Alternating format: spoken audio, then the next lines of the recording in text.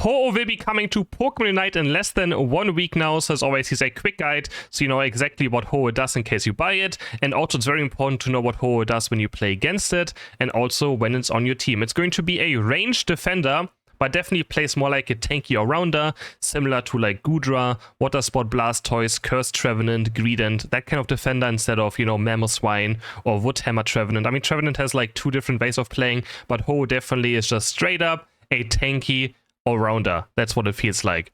It's also full attack based, so special attack items have 0 use on Ho-Oh. Do not play any special attack items. It is purely based on attack. I think its laning phase on top and bot path is quite fine. The debate's gonna be, should you play XP share on Ho-Oh? I'm not quite sure, honestly. Definitely, I'm not gonna play XP share on Ho-Oh in solo queue. I'm also gonna try it in Central one time. But yeah, for the items, Muscle Band will be great, Weakness Policy, Attack Rate, maybe Cookie, Resonant Guard, Focus Band, right? All the classic items are going to be quite good. I think those I just mentioned will definitely be by far the best. And for emblems, of course, we're going to go for 6 brown and 6 white. Our first moves, we have Safeguard and Tailwind. So let's start with this first. Safeguard, you shield yourself from the next attack, something hits you. And then you're going to get increased move speed in case of procs.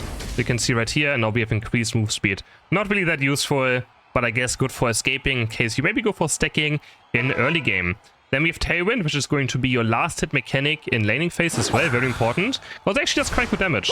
You can see right here, for level 3, the damage is quite nice. So you're going to try to last hit Indies, Bunnies with this move right here. Then we have its basic attack. Its boost auto attack is quite cool actually. You can see it's going to be the swipe from right to left, kind of like, I guess, a Dark Pulse of Trinitar.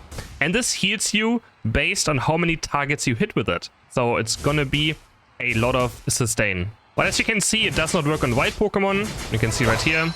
And if I use it here on an enemy Pokemon, you're gonna see, there we go. There's the heal taking in. And then for Ho-Oh's passive, it's actually quite strong. It's a leftovers. I know it's funny to say it's a leftovers, but you can see I'm currently always seeding a tiny bit. That's because this leftovers only gets deactivated when you get hit by enemy Pokemon and not wild Pokemon. So you can see right now I'm healing, and even if I'm hitting wild Pokemon, I'm still healing. So you're always going to be healing passively, even when farming, but as soon as we hit, of course, an opponent, as soon as an opponent hits us, this effect will disappear. You can see right here, no, I'm not healing, but now I'm healing also again. Like, it's actually quite crazy.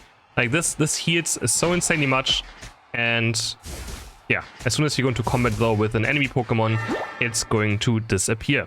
On level 5, we have Flamethrower and Sky Attack. Flamethrower definitely felt like the stronger move.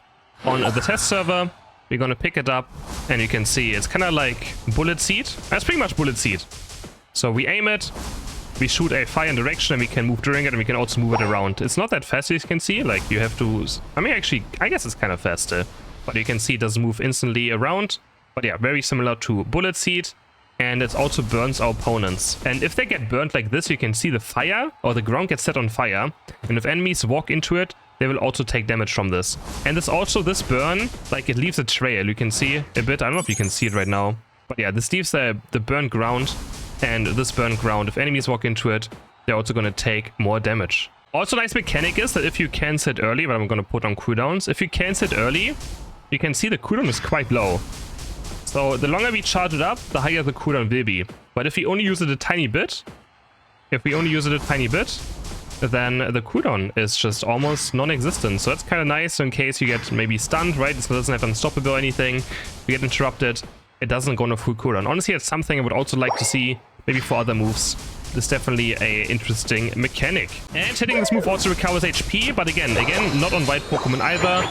Only on enemy Pokemon. So you're gonna find something here, go for this one again. Oh, I just picked up a berry. There we go. We can see if we hit enemy Pokemon, we're healing a very good amount. So love sustain with Flamethrower. Definitely felt like, again, the better move. For our other level 5 move, we have Sky Attack. Also quite cool, but definitely didn't feel all too good on the test server. But definitely still very cool. So we go into direction, we fly to an endpoint, and then we turn around, and the entire ground is just burned on fire. We can see you, of course, have to fly across our opponent to start making them burn. We can also stop it early, and we can press it again, and we can stop at the half rotation mark or even a bit earlier. But the first one, we always have to fly, you can see.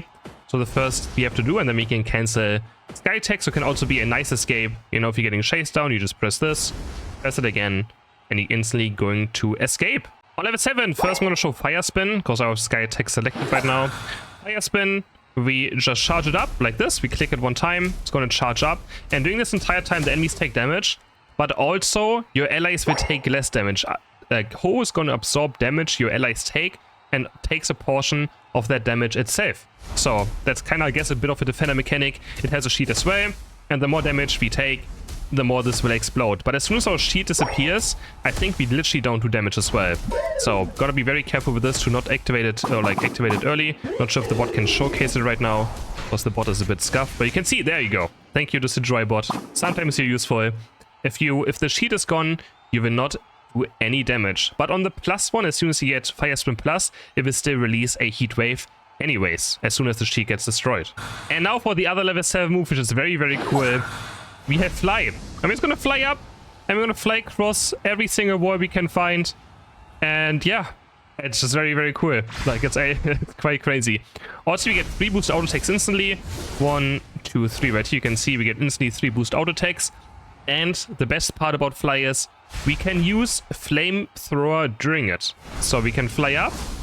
It's pretty much just a Charizard Unite as 2 basic moves. So it definitely feels a bit crazy. So you can, like, if you play against melee Pokemon, you can just fly across walls. There's so much they can do about it. You're just gonna stay up here, and you can kite them around, you know, and it has not the highest cooldown either, so fly is gonna be very, very annoying. Also, it's a bit of damage when going down, but honestly, that's not all too useful. And then for the plus versions, we're not going to talk in a second a bit, because I can't really showcase it here. Fly makes your duration a bit more, and Flamethrower. And Flamethrower Plus makes this go even longer, and also reduces the cooldown even more. So late game, like, these 2 abilities together have less cooldown and more uptime. It's going to be very, very annoying to be up against. That's what I mean. Like, it's really not a defender, right? And it's definitely felt like the best build by far. Like, this build felt absolutely insane, and that's the one I would recommend as well.